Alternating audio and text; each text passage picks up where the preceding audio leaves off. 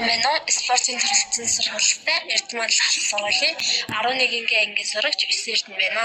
Би одоогоор та нартай сургуулийн орчин зохион үндэсний ус болон ариун цэврийн байгууламжийн хүртээмж стандартын тухай жижигхэн мэдээлэл хүргэх гэж байна.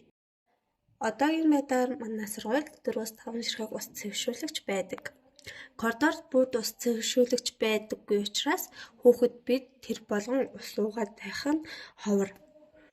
Хүүхдүүд бид өдөр дуух усныхаа хэмжээг ууж чаддаггүй учраас толгой өвдөх болон султах нь элбэг байдаг. Хүүхдүүд та нар өдөрт хэдэн удаа гараа уудаг вэ? Бид нар 0 орсны дараа болон муухай юмд хүрсний дараа гараа уух шаардлагатай болдог.